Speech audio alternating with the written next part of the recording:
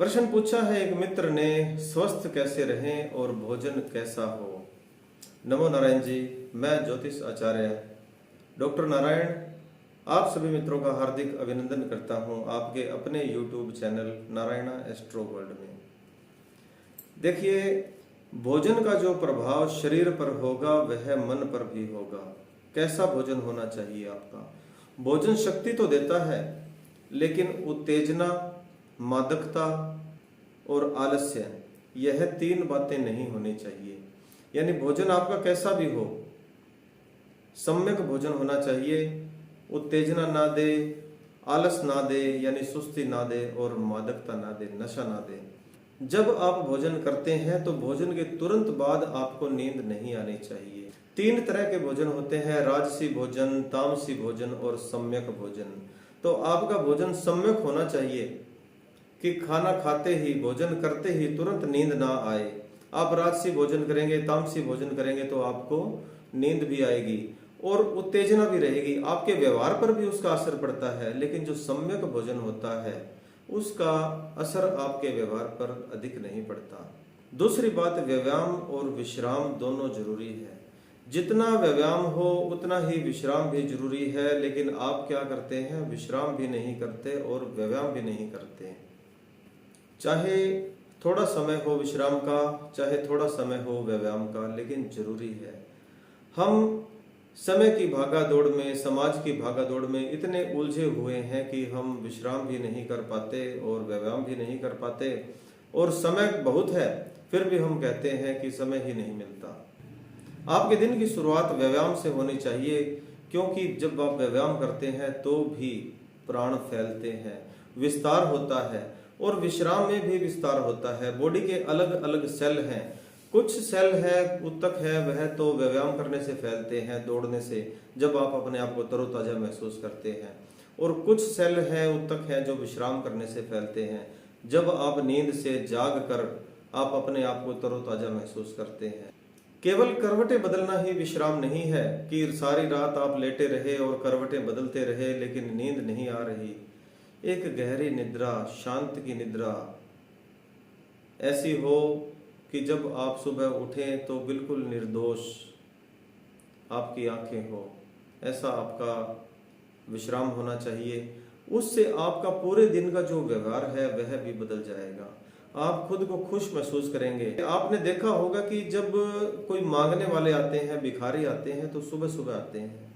उन्हें पता है कि विश्राम किया हुआ है, यह एक विज्ञान है। उन्हें पता है कि विश्राम किया हुआ है और भगवान का नाम लेकर पूजा पाठ करके हम तैयार होते हैं, मन बहुत प्रसन्न होता है। इतने में ही भिखारी आके मांगता है तो हम उसे मना नहीं कर पाते कि चलो सुबह सुबह का समय है, कुछ ना कुछ दान पुण्य कर देते हैं। लेकिन यदि वही भिखारी रात के समय, शाम के समय आएगा और आप पूरा दिन का काम भागा दौड़ करके थके हुए होते हैं, तो दिमाग में वैसे ही गुस्सा चढ़ा रहता है। तो इसीलिए शाम के समय भिखारी बहुत कम आते हैं। व्यायाम करने की भी हमें समझ चाहिए और विश्राम करने की भी समझ चाहिए। जब हम व्यायाम करेंगे, थोड़ा थकेंगे, तो हमें विश्राम की जरूरत महसूस होगी, और जब हम विश्राम करेंगे तो हमें व्यायाम की जरूरत महसूस होगी। कई बार समय नहीं मिल पाता कि हम ना जा पाए घूमने के लिए, वॉक के लिए, तो क्या करना है, अपने आप कल्पना कर लीजिए। आपकी कल्पना शक्ति भी इतनी महत्वपूर्ण है कि आपको घर बैठे ही पसीना आ जाएगा। आप ऐसा महसूस करेंगे जैसे आपने दौड़ लगाई हो।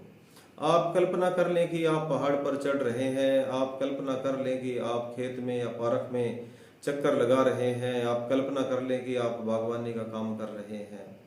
देखिए, समझने की आप कोशिश कीजिए इस बात को कि जब आप स्वप्न में डर जाते हैं या कोई ऐसा सपना आ जाता है कि आपको अचानक ही जब आप खड़े होते हैं तो आपको पसीना आया होता है और आपकी जो हार्ट बीट है, हृदय की जो धड़कन है, वह तेज मिलती है।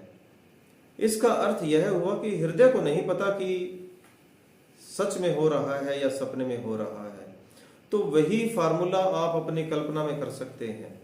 आप दौड़ लगा लीजिए कल्पना में। जैसे पुराने समय में यदि हम ऋषि मुनियों की, योगियों की बात करते हैं तो वह एक ही जगह पर बैठे रहते थे और कई सालों तक एक ही जगहों पर उन्होंने तपस्या की, लेकिन व्यायाम करते थे कल्पना शक्ति से, भोजन भी करते थे कल्पना शक्ति से, और भोजन किया जा सकता है कल्पना शक्ति से, सूर्य की किरणों से, हवा से।